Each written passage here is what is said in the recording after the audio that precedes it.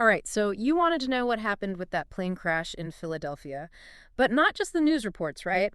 You're interested in what we can learn from how people were searching for information online. Yeah, it's like we're tapping into the city's collective thought process as the story was unfolding. Exactly. And we've got a mountain of search terms to look at. Some of them, I have to admit, are a little strange. Like right away, we see pediatric showing up a lot. It's one of the top searches, even before people knew the basic facts of what even happened. Huh. That's interesting, isn't it? It seems like even before they knew any details, people were already thinking about a child maybe being involved. Yeah, and that makes me wonder, did that maybe influence how the news was first reported? We'll have to look at that a little bit later. But first, let's figure out some of the basics. We know a plane crashed in Philadelphia, but what kind of plane was it? Well, Learjet 55 pops up a lot. So it wasn't a big commercial plane, it was a smaller private jet. A Learjet crashing near a big city. That already sounds kind of scary. But the search term, Roosevelt Mall, makes me think things might be even more complicated. It looks like the crash happened near or even at the mall, which makes this whole thing even more worrying. Just imagine right after it happened. All those questions people must have had. And we see that in the search trends: what happened, why, video. It's almost like people were really desperately trying to figure out what was going on in all the chaos. You can almost feel the urgency in those searches, like a need to understand what just happened. And these days, that usually means wanting to see it for yourself.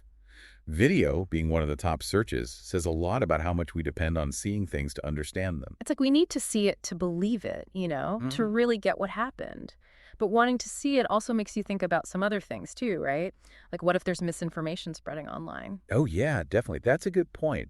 When people are rushing to find answers, they might run into videos or pictures that aren't real or are taken out of context. So it's like a reminder to be careful with what we see online, especially in situations like this where everybody's feeling a lot of emotions and just want answers. It's true. And while we're talking about all the ways people were searching for information, it's pretty interesting to see all the different ways people were typing things. We see Philly, Philadelphia, even Mm. plane dot crash, and they all mean the same thing. It's like a snapshot of the panic and Oh, confusion. yeah. People just typing whatever they can as fast as possible to get any information. Yeah, exactly. Nobody cares about grammar when something like this is happening. Yeah.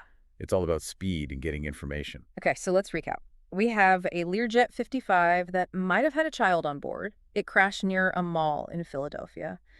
And we've seen how people were frantically searching for answers, trying to find videos, and how all that urgency can lead to unreliable information. And don't forget about how people were feeling. Those searches for pediatric tell us that people were immediately worried about a child possibly being involved, maybe even before they knew for sure. It makes you wonder how much our natural empathy shapes what information we look for and care about. That's a great point. It's not just about the facts of the crash. It's about how those facts make us feel. And that's something we'll definitely talk more about as we get deeper into this whole thing and what happened afterwards. Absolutely. Yeah. For sure. It's interesting, as we're putting all these search terms together, I'm really struck by how quickly people went from searching about the crash itself to the response. Yeah. Like Philadelphia News, emergency resources, Philadelphia Fire, those all start trending right away. It's like this digital wave of worry going through the city. Everyone wants to know, is everyone okay? And what's being done? Exactly. And it's not even just about finding information. It's also about feeling safe again. Mm. When there's a crisis, those local institutions become really important. It's like that saying, local news is what happens when the world comes to your town. And suddenly all those local searches are so much more important. That's a good point. And if you look even closer, you see searches for Mayor of Philadelphia and even Josh Shapiro, the governor. Oh, interesting. So it's not just about how they're responding to the emergency right now. It's also about who's in charge and who's taking responsibility. Exactly. It shows how much we need to see someone in control, a leader, especially when things are scary and uncertain. And while everyone's focused on Philadelphia, we also see searches for crashes in other places like Texas, California, Missouri. It just reminds you that even though this event is what everyone's talking about right now, aviation incidents happen, unfortunately. It makes you think about the safety of air travel in general. Yeah, because every time something like this happens, we think, could that happen to me? Could it happen here? Which takes us back to what we were talking about earlier with people searching for video.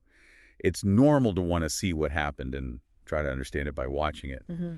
But wanting to see everything can also be risky. especially when you think about how fast information spreads online and how easily misinformation can take over. Exactly. Someone might share a video saying it's from the crash, but it could be totally fake. Right. Or a photo might be real, but used in the wrong way to create a false story. It's like a game of telephone where the truth changes every time someone shares it. So how do we, as people looking for information, figure out what's real in all of this? It comes down to thinking critically and being media literate. You have to ask, who's sharing this? What's their reason for sharing it? Is this a source I can trust? So basically, don't believe everything you see, right? Be skeptical, look for confirmation from different sources, and trust real news outlets and official statements. Absolutely. And sometimes the best thing to do is just say, I don't know yet. It's better to wait for real information than to accidentally spread rumors and wrong information. Okay, so we've talked about why people want to see things and how important it is to think critically and be careful of misinformation. But what about how all of this made people feel? We keep coming back to those searches for pediatric, the thought of a child being on the plane. That's a good point. It shows how much empathy we have and how much stories about people affect us. A plane crash with a child involved is going to make people feel things more strongly than one with only adults.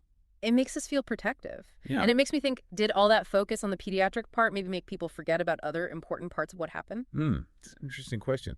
Did it change how the media reported on the crash? Did it change how the public saw the event? We don't know for sure, but it's something to think about when we look at the bigger story. It reminds us that even in a world full of data, our emotions still control how we see and understand information. And we can't forget that when we're trying to understand the real impact of something like this. You know, what's really interesting to me is that this whole conversation, this deep dive into these search trends, has been about more than just a plane crash. It's about understanding how we as a society react to things like this in the digital age. Yeah, it's almost like a study of how people look for information, all the anxiety, hope, and questions that come up when something like this happens. Wow, it feels like we've uncovered a lot already. From that initial shock and everyone trying to figure out what happened to all the worry for the people involved and looking to see who's in charge. Yeah, you're right. It really shows how these search trends give us a peek into something much deeper than just words. We're actually seeing the human side of a crisis as it's happening. And it's bigger than just this one event, isn't it? It kind of shows a pattern in how we all deal with information these days. Absolutely. We're constantly getting hit with news from everywhere. And our first instinct is to go to those search bars and try to make sense of it all. Yeah. But like we've seen, having all that information instantly can be good and bad. It's up to us to be smart about it and think critically about what we're seeing and reading online. Couldn't agree more. You have to remember that not every source is trustworthy. And sometimes the best thing is to just admit that we don't have all the answers yet. So a lot of what we talked about today comes down to being media literate, right? Knowing the difference between facts and guesses, being aware of biases, and knowing how to check if something's true before sharing it. It's a really important skill to have nowadays, especially online. And it's something we should all be working on no matter how old we are or how good we are with technology. So what does all this mean for you listening? What can you take away from our deep dive into the searches about the Philadelphia plane crash? Well, I hope it makes you think more about the information you see around you, to be a little skeptical of the news, to ask questions, and to always try to see things from different perspectives. And to remember that behind all those searches and data points are real people with real feelings. Empathy and understanding are just as important as knowing the facts when we're trying to figure out complicated situations. That's right. It's about recognizing that human element that's part of everything. So next time you see breaking news happening online, take a second to think about those search trends. Think about what they tell us, not just about the event itself, but about how people are reacting, what questions they have, and how they're feeling. If we approach information with both curiosity and a critical mind, we can better understand the world around us and understand where we fit in. And that's what the deep dive is all about, helping you connect the dots, uncover hidden layers, and get a deeper understanding of the stories shaping our world.